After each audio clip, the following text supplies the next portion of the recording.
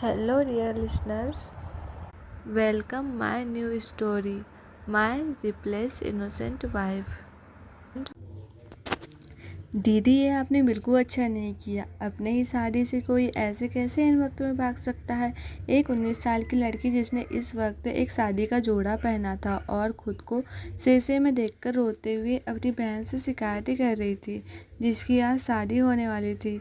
पर वह ऐन वक्त पर वहाँ से भाग चुकी थी और अब नायरा को अपने होने वाले ब्रदर इन लॉ से शादी करनी थी, जो उसके लिए बहुत ज़्यादा मुश्किल वाला काम था। उसके आंसू रुक नहीं रहे थे। वह अपनी बहन से लगातार शिकायतें कर रही थी कि अचानक ही उस रूम का डोर ओपन होता है और वहाँ से एक महिला अंदर की ओर तेजी से आती है।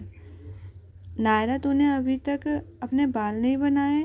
चलो लाओ, मैं बना देती हूँ। नीचे लड़के वाले आ चुके हैं।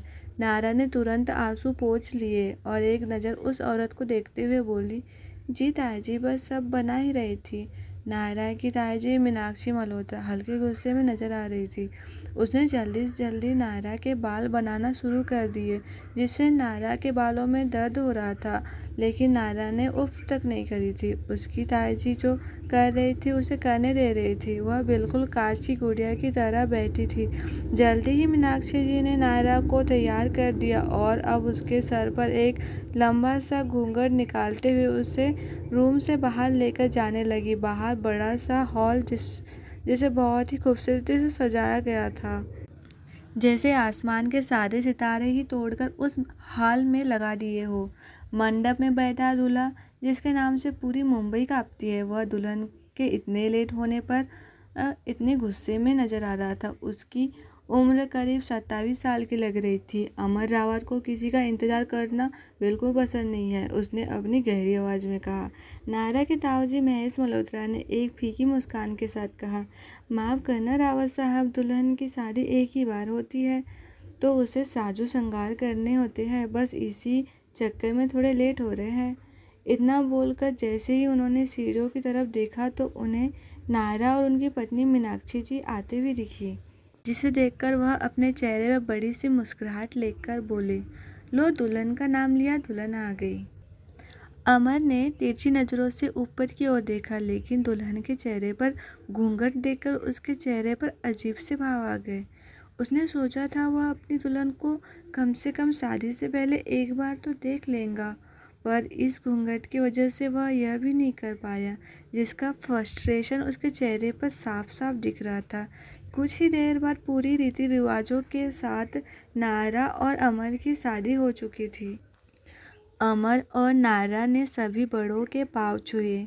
अमर के दादा कल्याण सिंह रावत, अमर के पिता रजत रावत, अमर का छोटा भाई समर्थ रावत, अमर का दोस्त दीक्षांत आर्य। अमर की फैमिली में बस ये सब लोग थे।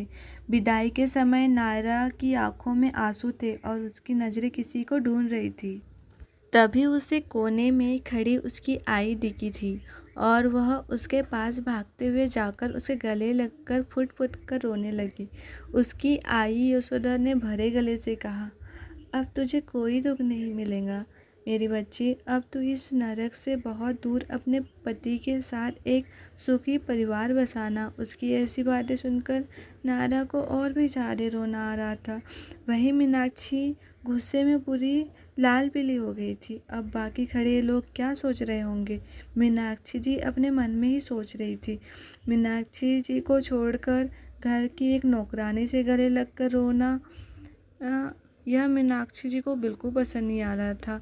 इसलिए वह सबको देखकर जबरदस्ती से मुस्कान सजाए हुए जाने को देख रही थी। कुछ देर बाद अमर और नायरा एक कार में थे। नायरा सिसक रही थी, जिससे अमर को अजीब सा फील हो रहा था।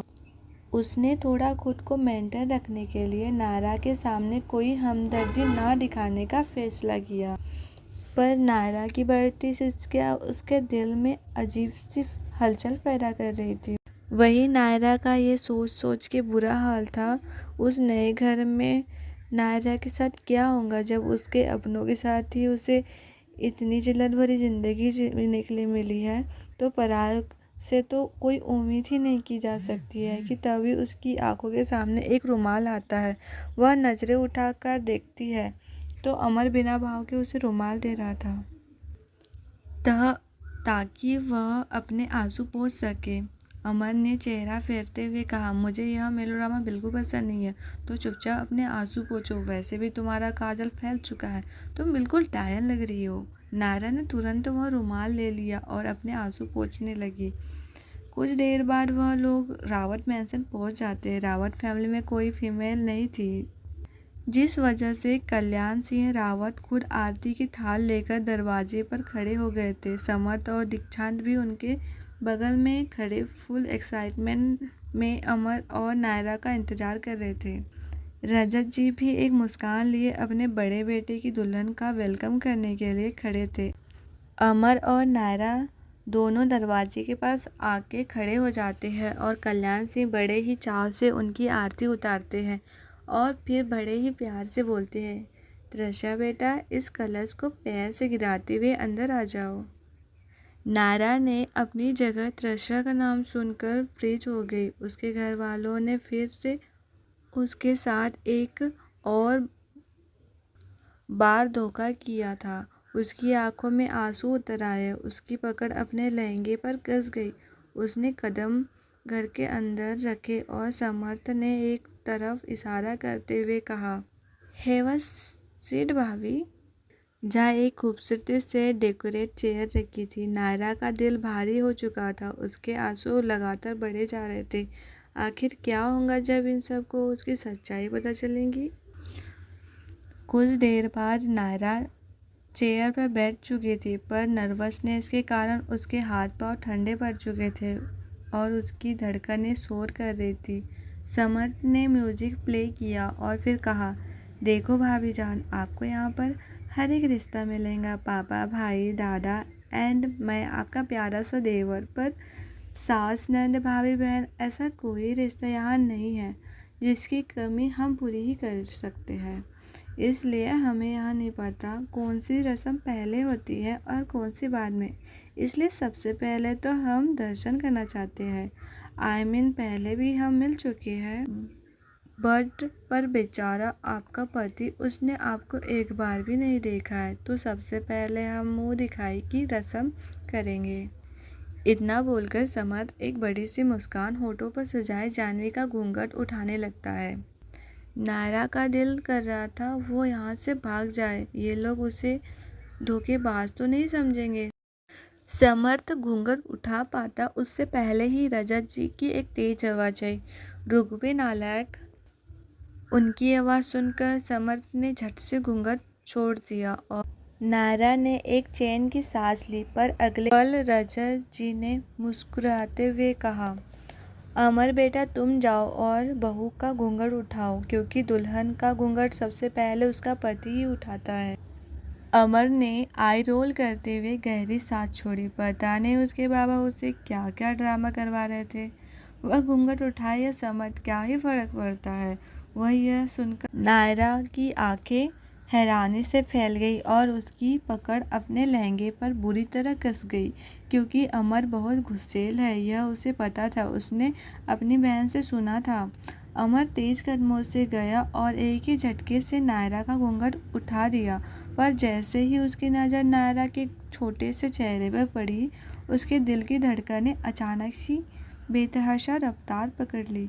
भूरी आंखें, जिन पर लंबी लंबी पलकें, छोटी सी प्यारी सी नाक और हार्ट शेप लिप्स, निचले होठों के नीचे एक काला तिल। वह किसी खूबसूरत गुड़िया जैसी लग रही थी और ऊपर से उसके माथे पर हैवी मांग टीका और नाक में बड़ी नथ जो होठों को बार बार छू रही थी।